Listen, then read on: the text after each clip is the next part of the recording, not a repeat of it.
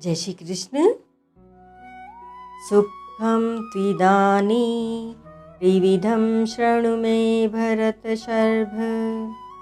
अभ्यासाद्रमते यत्र दुःखान्तं च निगच्छति। अध्याय 18 श्लोक 36। यत्तदग्रे विषमिव परिणामे मृतोपमम् तत्सुखं सात्विकं प्रोक्तमात्मबुद्धिप्रसादजम्। अध्याय 18 श्लोक 37। व्याख्या। भरतशर्भ, इस संबोधन को देने में भगवान का भाव यह है कि भरत वंशियों में श्रेष्ठ अर्जुन, तुम राजस तामस सुखों में लुब्ध मोहित होने वाले नहीं हो, क्योंकि तुम्हारे लिए राजस और तामस सुख पर विजय करना कोई बड़ी बात नहीं है। तुमने राजस सुख पर विजय भी कर ली है, क्योंकि स्वर्ग की उर्वशी जैसी सुंदरी अप्सरा को भी तुमने ठुकरा दिया है। इसी प्रकार तुमने तामस सुख पर भी विजय कर ली है, क्योंकि प्राणी मात्र के लिए आवश्यक जो निद्रा का तामस सुख है उसको तुमने जीत लिया है। इसी से तुम्हारा नाम गुडाकेश हुआ है। सुखम तो इदानीं, ज्ञान कर्म कर्ता बुद्धि और धृति के तीन तीन भेद बताने के बाद यहाँ तू पद का प्रयोग करके भगवान कहते हैं कि सुख भी तीन तरह का होता है। इसमें एक विशेष ध्यान देने की बात है कि आज परमार्थिक मार्ग पर चलने वाले जितने भी साधक हैं, उन साधकों की ऊंची स्थिति न होने में अथवा उनको परमात्म तत्व का अनुभव न होने में अगर कोई विघ्न बाधा है तो वह है सुख की इच्छा। सात्विक सुख भी आसक्ति के कारण बंधनकारक हो जाता है। तात्पर्य यह है कि अगर साधन जन्य ध्यान और एकाग्रता का सुख भी लिया जाए तो वह भी बंधनकारक हो जाता है। इतना ही नहीं, अगर समाधि का सुख भी लिया जाए तो भी परमात्म तत्व की प्राप्ति में बाधक हो जाता है। सुख संगेन बधनाति, गीता 14:6। इस विषय में कोई कहे कि परमात्म तत्व का सुख आ जाए तो क्या उस सुख को भी हम न लें? वास्तव में परमात्म तत्व का सुख लिया नहीं जाता, प्रत्युत उस अक्षय सुख का स्वतः अनुभव होता है। गीता 5वें अध्याय का 21वां और 6ठे अध्याय का 21वां तथा 28वां श्लोक। साधनजन्य सुख का भोग न करने से वह लक्ष्य सुख स्वतः स्वाभाविक प्राप्त हो जाता है। उस लक्ष्य सुख की तरफ विशेष ख्याल कराने के लिए भगवान यहाँ तूपद का प्रयोग करते हैं। यहाँ इदानीम कहने का तात्पर्य है कि अर्जुन संन्यास और त्याग के तत्व को जानना चाहते हैं, अतः उनकी जिज्ञासा के उत्तर में भगवान ने त्याग, ज्ञान, कर्म, कर्ता, बुद्धि और धृति के तीन तीन भेद बताए, परंतु इन सब में ध्येय तो सुख का ही रहता है। अतः भगवान कहते हैं कि तुम उसी ध्येय की सिद्धि के लिए सुख के भेद सुनो। त्रिविधम शृणु में लोग रात दिन राजस और तामस सुख में लगे रहते हैं और उसी को वास्तविक सुख मानते हैं। इस कारण सांसारिक भोगों से ऊंचा उठकर भी कोई सुख मिल सकता है, प्राणों के मोह से ऊंचा उठकर भी कोई सुख मिल सकता है। राजस और तामस सुख में आगे भी कोई सात्विक सुख है, वे इन बातों को समझ ही नहीं सकते। इसलिए भगवान कहते हैं कि भैया, वह सुख तीन प्रकार का होता है, उनको तुम सुनो और उनमें से सात्विक सुख को ग्रहण करो और राजस तामस सुखों का त्याग करो, कारण कि सात्विक सुख परमात्मा की तरफ चलने में सहायक करने वाला है और राजस तामस सुख संसार में फंसाकर पतन करने वाला है। अभ्यासाद्र मते यत्र, सात्विक सुख में अभ्यास से रमण होता है। साधारण मनुष्यों को अभ्यास के बिना इस सुख का अनुभव नहीं होता। राजस और तामस सुख में अभ्यास नहीं करना पड़ता, उसमें तो प्राणी मात्र का स्वतः स्वाभाविक ही आकर्षण होता है। राजस तामस सुख में इंद्रियों का विषयों की ओर, मन बुद्धि का भोग संग्रह की ओर तथा थकावट होने पर निद्रा आदि की ओर स्वतः आकर्षण होता है। विषयजन्य, अभिमानजन्य, प्रशंसाजन्य और निद्राजन्य सुख सभी प्राणियों को स्वतः ही अच्छे लगते हैं। कुत्ते आदि जो नीच प्राणी हैं उनका भी आदर करते हैं तो वे राजी होते हैं, और निरादर करते हैं तो नाराज होते हैं, दुखी हो जाते हैं। तात्पर्य यह है कि राजस और तामस सुख में अभ्यास की जरूरत नहीं है, क्योंकि इस सुख को सभी प्राणी अन्य योनियों में भी लेते आए हैं। इस सात्विक सुख में अभ्यास क्या है? श्रवण मनन भी अभ्यास है, शास्त्रों को समझना भी अभ्यास है, और राजसी तामसी वृत्तियों को हटाना भी अभ्यास है। जिस राजस और तामस सुख में प्राणी मात्र स्वतः स्वाभाविक प्रवृत्ति हो रही है, उसमें भिन्न भिन्न नई प्रवृत्ति करने का नाम अभ्यास है। सात्विक सुख में अभ्यास करना तो आवश्यक है, पर रमण करना बाधक है। यहाँ अभ्यासाद रमते पद का यह भाव नहीं है कि सात्विक सुख का भोग किया जाए, प्रत्युत सात्विक सुख में अभ्यास से ही रुचि, प्रियता, प्रवृत्ति आदि के होने को ही यहाँ रमण करना कहा गया है। दुखांतम च निगच्छति। उस सात्विक सुख में अभ्यास से ज्यों ज्यों रुचि, प्रियता बढ़ती जाती है, त्यों त्यों परिणाम में दुखों का नाश होता जाता है और प्रसन्नता, सुख तथा आनंद बढ़ते जाते हैं। गीता दूसरे अध्याय का 65वां श्लोक।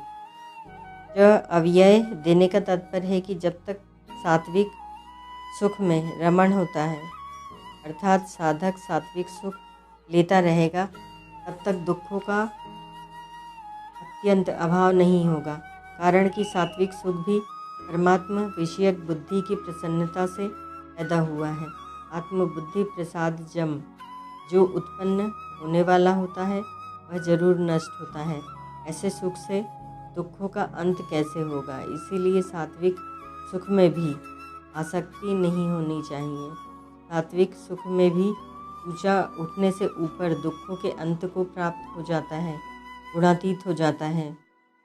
आत्मबुद्धि प्रसाद जम, जिस बुद्धि में सांसारिक मान बढ़ाई, आदर, धर्म, संग्रह, विषयजन्य सुख आदि का महत्व नहीं रहता, केवल परमात्मा विषयक विचार ही रहता है, उस बुद्धि की प्रसन्नता गीता दूसरे अध्याय का 64वां श्लोक। अर्थात स्वच्छता से यह सात्विक सुख पैदा होता है। तात्पर्य है कि सांसारिक संयोगजन्य सुख से सर्वथा उपरत होकर परमात्मा में बुद्धि के विलीन होने पर जो सुख होता है वह सुख सात्विक है। यत दग्रे विस्मिव, यहाँ यत कहने का भाव यह है कि यत जो सात्विक सुख है तत् वह परोक्ष है, अर्थात उसका अभी अनुभव नहीं हुआ है। अभी तो उस सुख का केवल उद्देश्य बनाया है, जबकि राजस और तामस सुख का अभी अनुभव होता है। इसीलिए अनुभव जन्य राजस और तामस सुख का त्याग करने में कठिनता आती है, और लक्ष्य रूप से जो सात्विक सुख है उसकी प्राप्ति के लिए किया हुआ रसहीन परिश्रम, अभ्यास आरंभ में जहर की तरह लगता है। अग्रे विस्मिव, तात्पर्य यह है कि अनुभवजन्य राजस और तामस सुख का तो त्याग कर दिया, और लक्ष्य वाला सात्विक सुख मिला नहीं, उसका रस अभी मिला नहीं, इसलिए वह सात्विक सुख आरंभ में जहर की तरह प्रतीत होता है। राजस और तामस सुख को अनेक योनियों में भोगते आए हैं और उसे इस जन्म में भी भोगा है। उस भोगे हुए सुख की स्मृति आने से राजस और तामस सुख में स्वाभाविक ही मन लग जाता है, परंतु सात्विक सुख उतना भोगा हुआ नहीं है, इसीलिए इसमें जल्दी मन नहीं लगता। इस कारण सात्विक सुख आरंभ में विषय की तरह लगता है। वास्तव में सात्विक सुख विष की तरह नहीं है, प्रत्युत राजस और तामस सुख का त्याग विष की तरह होता है। जैसे बालक को खेल कूद छोड़कर पढ़ाई में लगाया जाए तो उसको पढ़ाई में कैदी की तरह होकर अभ्यास करना पड़ता है, पढ़ाई में मन नहीं लगता, तथा इधर उच्छृंखलता खेल कूद छूट जाता है तो उसको पढ़ाई विष की तरह मालूम देती है। परंतु वही बालक पढ़ता रहे और 1-2 परीक्षाओं में पास हो जाए तो उसका पढ़ाई में मन लग जाता है, अर्थात उसको पढ़ाई अच्छी लगने लग जाती है। अब उसकी पढ़ाई के अभ्यास से रुचि पीता होने लगती है। वास्तव में देखा जाए तो सात्विक सुख आरंभ में विष की तरह उन्हीं लोगों के लिए होता है जिनका राजस और तामस सुख में राग है, परंतु जिनको सांसारिक भोगों से स्वाभाविक वैराग है, उनकी परमार्थिक शास्त्र अध्ययन, सत्संग, कथा, कीर्तन, साधन, भजन आदि में स्वाभाविक रुचि है, और जिनके ज्ञान, कर्म, बुद्धि और धृति सात्विक हैं, उन साधकों को यह सात्विक सुख आरंभ से ही अमृत की तरह आनंद देने वाला होता है। उनको इसमें कष्ट, परिश्रम, कठिनता आदि मालूम ही नहीं देते। परिणाम में नतोपमम साधन करने से साधक में सत्वगुण आता है। सत्वगुण के आने पर इंद्रियों और अंतःकरण में स्वच्छता, निर्मलता, ज्ञान की दीप्ति, शांति, निर्विकारता आदि संभाव सद्गुण प्रकट हो जाते हैं। इन सद्गुणों का प्रकट होना ही सात्विक सुख का परिणाम में अमृत की तरह होना है। इसका उपभोग न करने से, अर्थात इसमें रस न होने से वास्तविक लक्ष्य सुख की प्राप्ति हो जाती है। गीता 5वें अध्याय का 30वां श्लोक। परिणाम में सात्विक सुख राजस और तामस सुख से ऊंचा उठकर जड़ता से संबंध विच्छेद करा देता है और इसमें आसक्ति न होने से अंत में परमात्मा की प्राप्ति करा देता है। इसीलिए यह परिणाम में अमृत की तरह है। तत्सुखम सात्विकम प्रोक्तम। सत्संग, स्वाध्याय, कीर्तन, जप, ध्यान, चिंतन आदि में जो सुख होता है वह मान बढ़ाई, आराम, रुपये, भोग आदि विषेंद्रिय संबंध का नहीं है और प्रमाद, आलस्य, निद्रा का भी नहीं है। वह तो परमात्मा के संबंध का है, इसलिए वह सुख सात्विक कहा गया है। सात्विक, राजस और तामस ये तीनों गुण अंतःकरण में अमूर्त रूप से रहते हैं। इनका पता वृत्तियों से ही लगता है, जिसका वर्णन 14वें अध्याय के 11वें 13वें श्लोक तक हुआ है। परिशिष्ट भाव 14वें अध्याय में तो सात्विक सुख को बांधने वाला बताया था। सुख संगेन बधनाति 14:6। और यहाँ उसको दुखों का नाश करने वाला बताते हैं। दुखांतम च निगच्छति। इसका तात्पर्य यह है कि सात्विक सुख में रमण, भोग करने से वह बांधने वाला हो जाता है, अर्थात गुणातीत नहीं होने देता। अगर रमण न करें तो वह सात्विक सुख दुखों का नाश करने वाला हो जाता है। सुख भोगने से दुख का नाश नहीं होता, भोग का त्याग करने से ही योग होता है। इसीलिए सात्विक सुख से ही असंगता होनी चाहिए। संग होने से बंधन कारक रजोगुण आ जाता है। सत्वगुण में रजोगुण आने से पतन होता है। विवेक को महत्व न देने के कारण सात्विक सुख आरंभ में विष की तरह दिखता है। राजस सुख मनुष्य विवेक को आदर नहीं देता, अतः सात्विक सुख का आरंभ में विष की तरह दिखना राज सपना है। तात्पर्य है कि सात्विक सुख दुखदायी नहीं होता, प्रत्युत मनुष्य की बुद्धि में राज सपना होने से सात्विक सुख भी उसको विष की तरह दुखदायी दिखता है। उसका उद्देश्य तो सात्विक सुख का है, और भीतर राजस भाव पड़ा है। ओम तत्सत।